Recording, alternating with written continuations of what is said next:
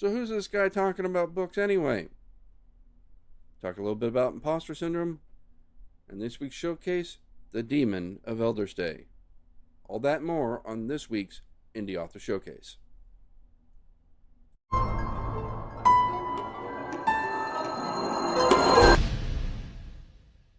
Welcome to the Indie Author Showcase, the podcast by indie authors for indie authors.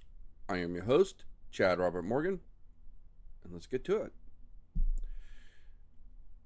One thing I wanted to address is last week I started a little bit of a new format in showcasing the books. I wanted to give what I liked about it, what I didn't like about it, and one of the things I've tried to avoid doing in this show is critiques because in reviews, because it's so subjective, right?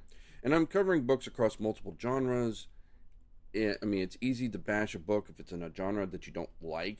I didn't like that the main character was so and so and such, when that's sort of like the whole point of the genre. So, it's like going like, Lord of the Rings. I didn't like all the little people. They creeped me out. I mean, it's what's with magic spells? I mean, if you're not into that genre, you're not going to be into the book. So what's the point, right? Don't review it.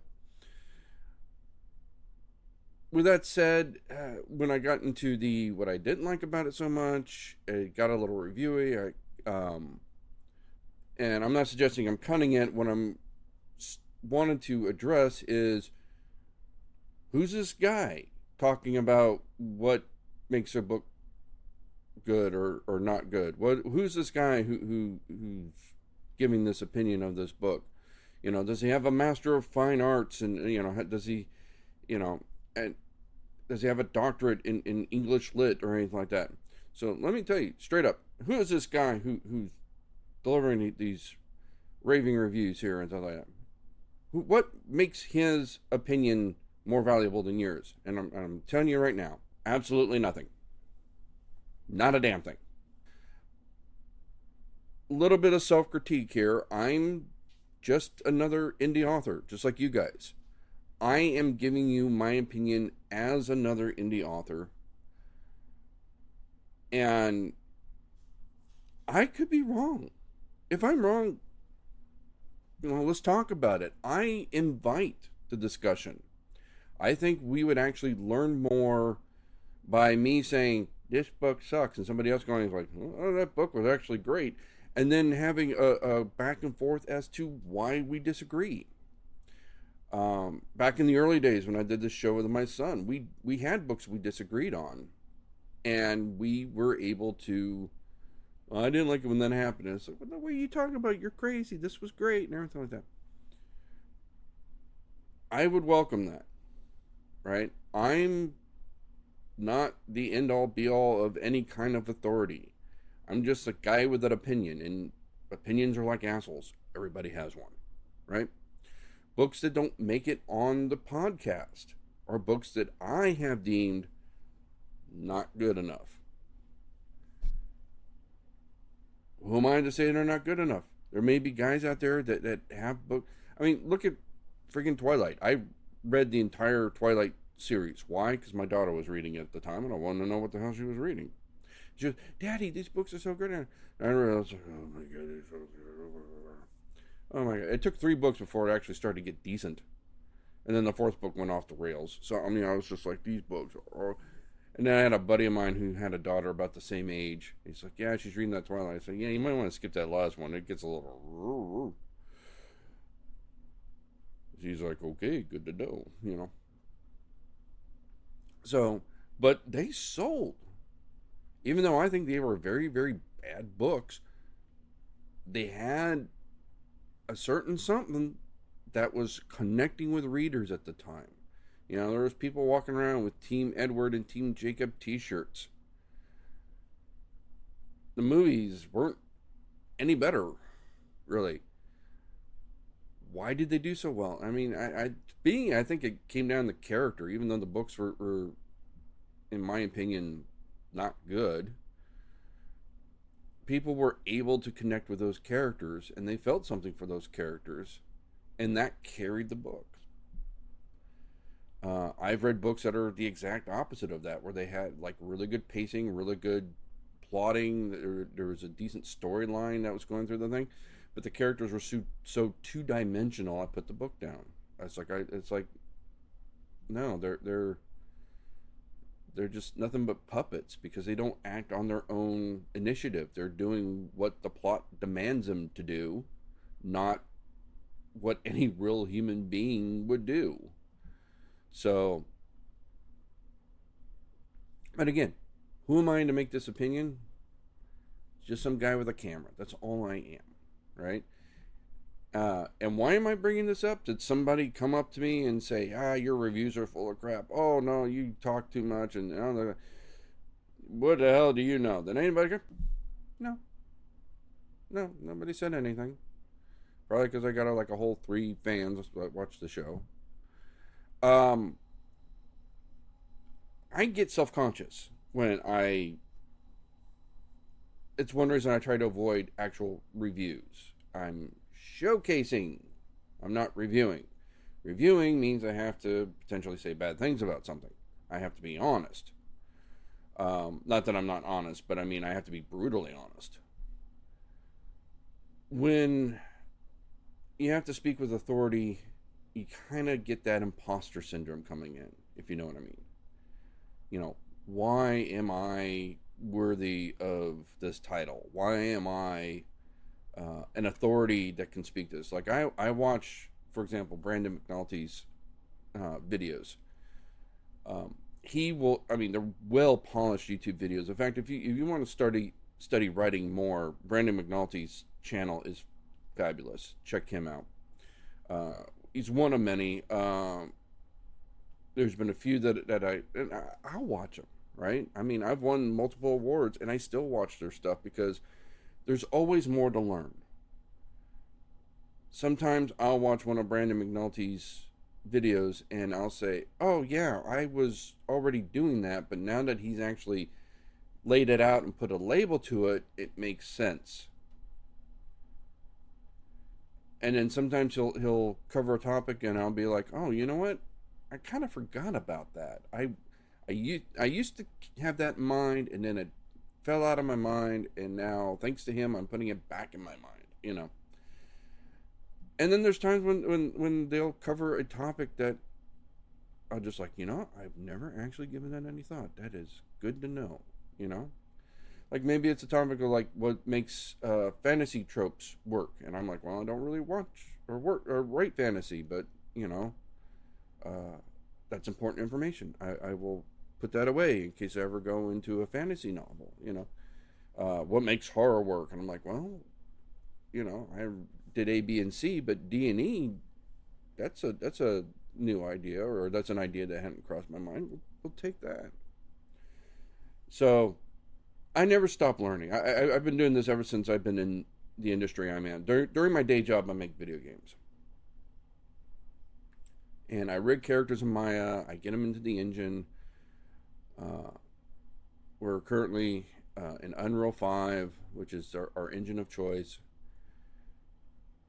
But I never stopped watching or reading articles about rigging characters. And I've done it for 20 years. I know what I'm doing.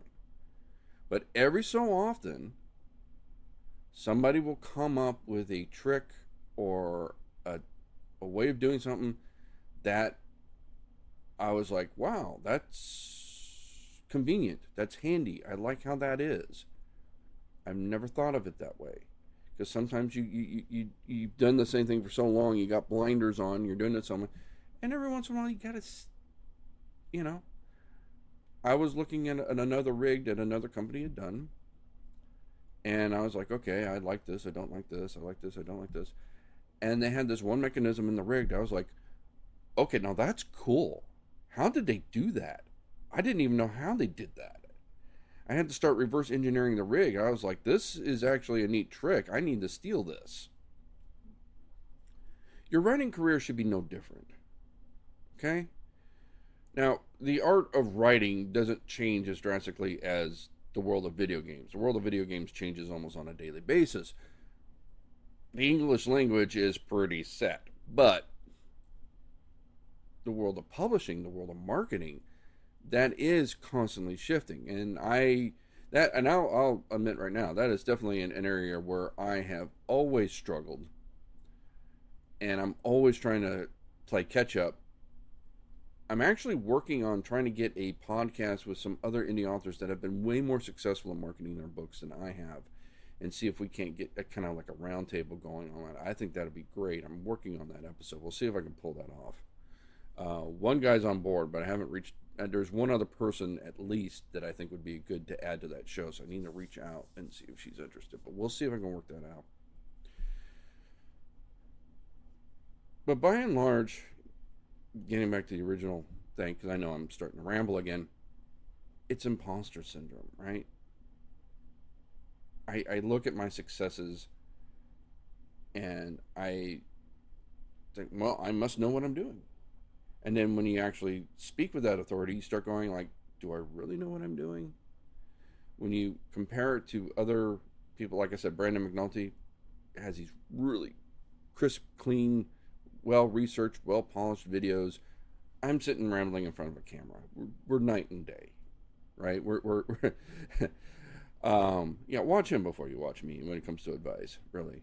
I just wanted to talk about stuff, so, I wanted to bring up items that were important to the indie author community, not necessarily a writing advice channel, right? Because I wanted to showcase indie authors. That's all I really wanted to do with this podcast. Well, once you get to the showcase, it's like 5 minutes of the show.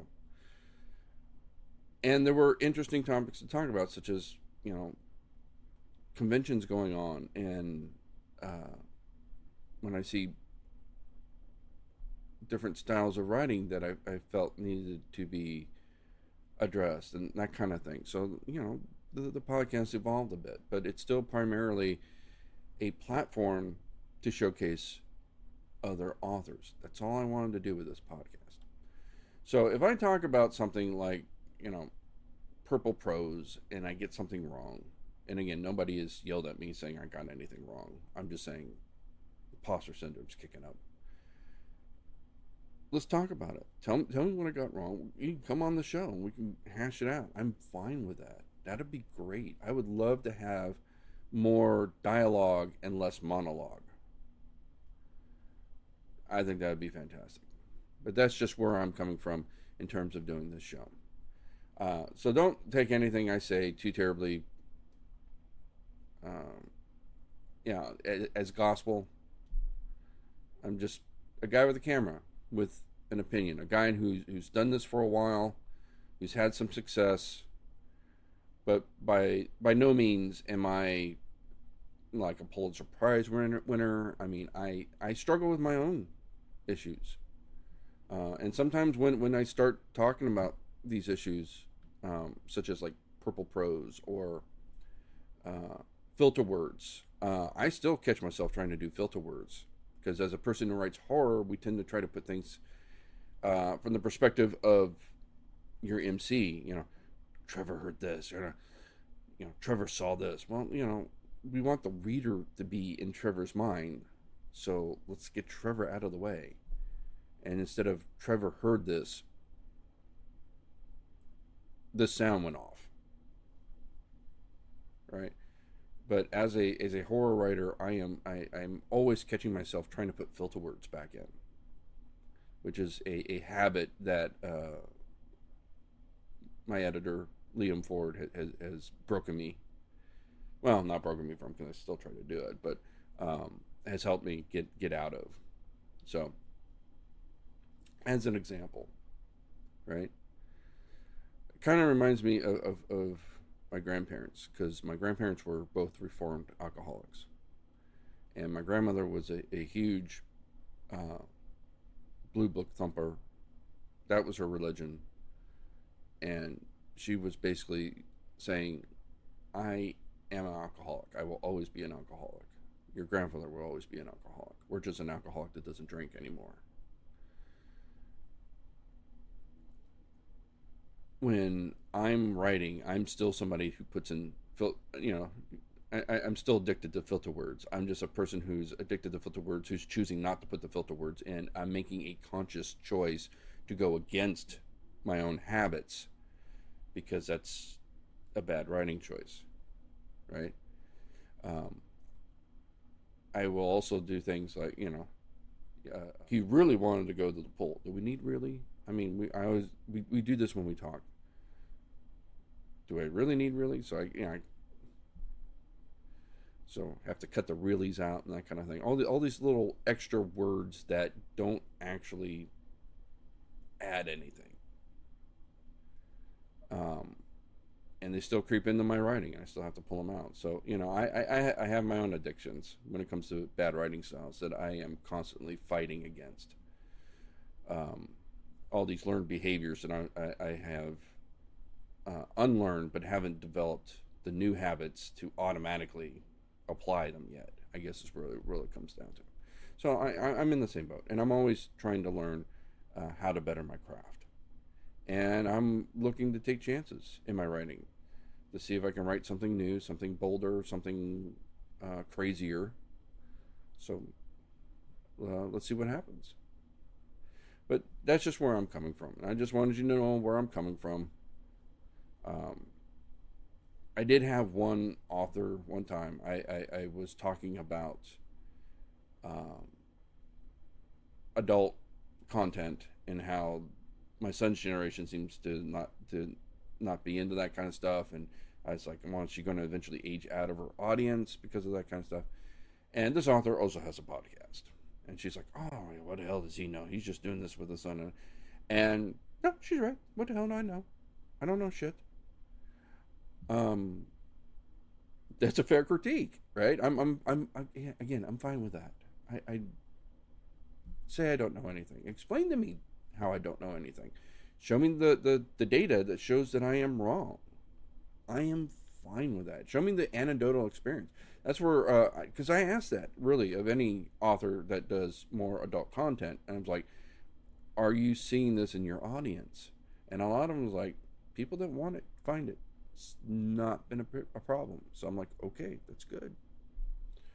But yeah, I'm just a guy with a camera. Don't, if I say something you disagree with, hit me up in the comments saying, but be respectful. Okay, let's not turn it into one of those things where it's like, no, just say, hey, look, I saw your piece. I disagree. Here's my counter argument. Yada yada. That's all, right? I'm not trying to do this to upset anybody. I'm not trying to do this to ruin anybody's career. I'm just a guy with a camera who's writing books, who wants to help other authors get their name out there. That's all I'm trying to do. And let's keep it respectful. Again, I'm not saying anybody hasn't. I'm just sort of putting it out there before somebody does, if you know what I mean. But no, feel free to disagree with me. Feel free to come on the show and disagree with me. Say, Chad, you are so totally off base. Here's why filter words are the greatest things ever. I love adverbs.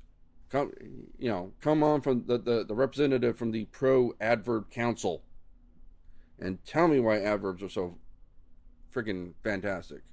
Would love to debate that. Because I hate adverbs. With a passion. If it ends in ly, it has to die. One thing I wanted to do in this year is experiment more with marketing, to see what works, to see what doesn't work, to see where I really want to spend my money on. And another website that I am trying is BookBounty. I've heard about this from another YouTuber. I don't really have enough yet to report. Just putting it out there that I'm giving this a shot and seeing if I like it or not. I'll give you a full report later when I actually get some data and see if I can get some results. But I'm putting it out there. Have you used BookBounty? Have you tried it before? Give me your pros and cons. Right now, I'm having a lot of luck and a lot of good feedback coming from Book Reverb, especially now that they've added audiobooks. So I'm having a great time getting audiobook reviews.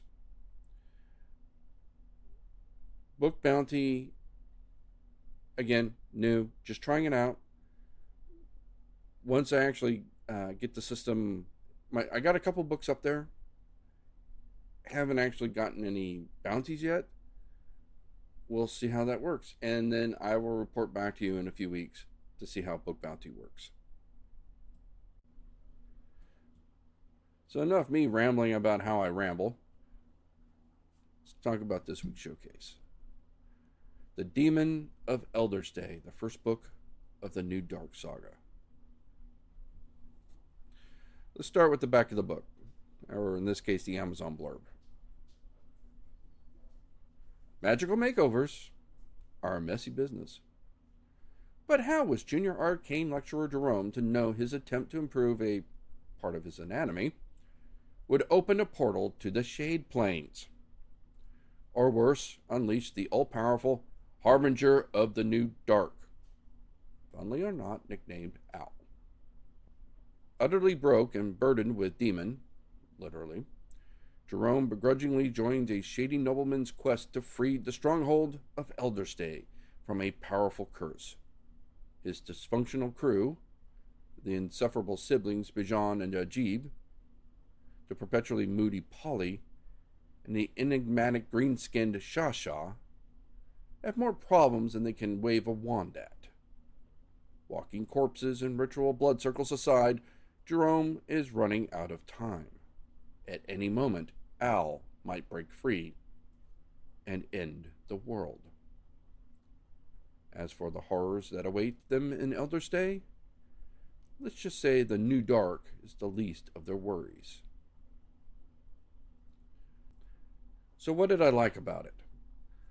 It does have a very dry sense of humor that I dug. Now, when I first heard that it was a humorous dark fantasy novel, I was thinking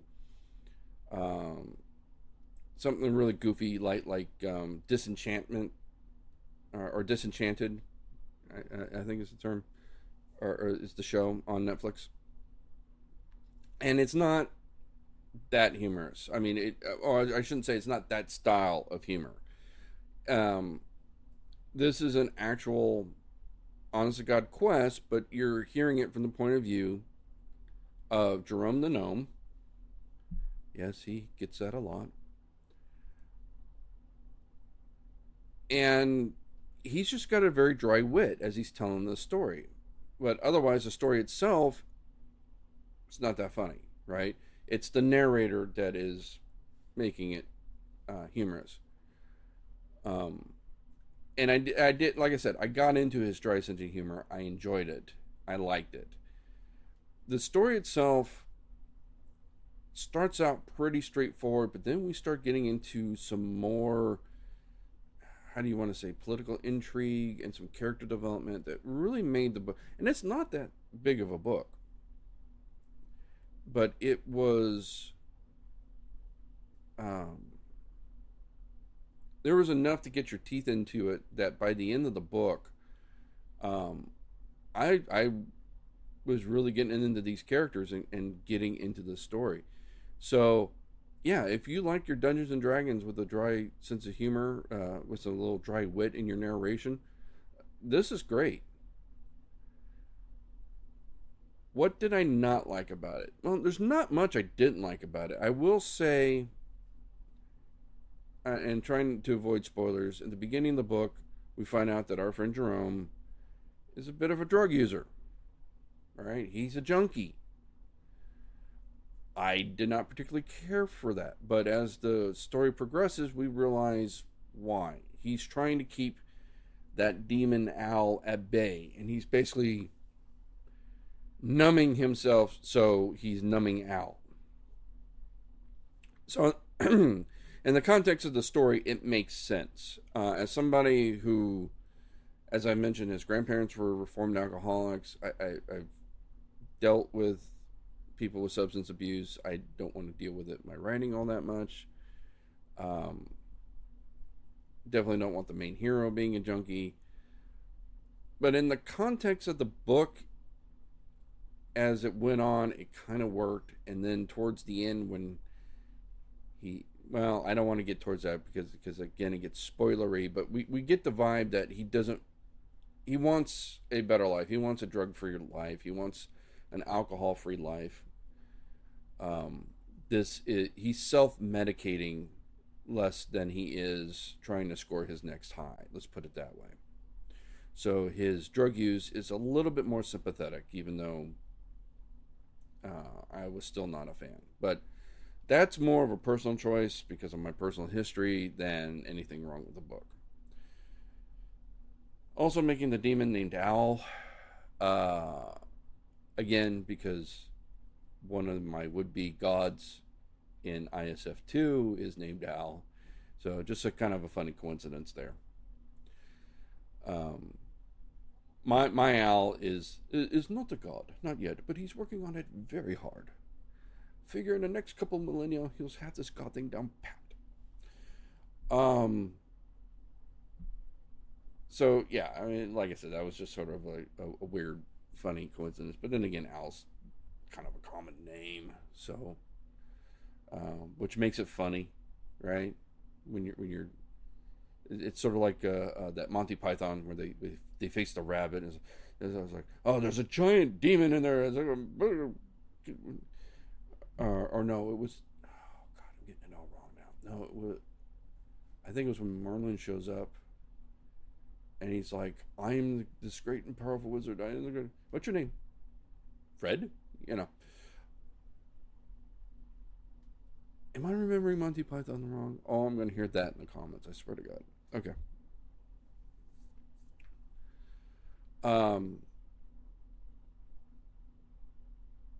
But yeah, it all powerful demon, and he's belittling it by naming it out. That's always kind of funny. I like that. But yeah, all the characters had some depth to them. It took a while to get to the depth in some cases, but they had depth, and we learned about them along the journey. And they start out as strangers. Really good, solid book. If you like fantasy, especially if you like fantasy with a bit of dry wit, check out The Demon of Eldersday by I. Riven. So that's it for this week's podcast. Not a lot to talk about, really. In 2 weeks, we're going to have Creep IE Aftermath, so see us there. We're going to have our booth, as usual. Looking forward to Creep IE Aftermath. If there's any other conventions coming up or any other books that friends of the show are promoting, please let me know. And until then, keep on reading.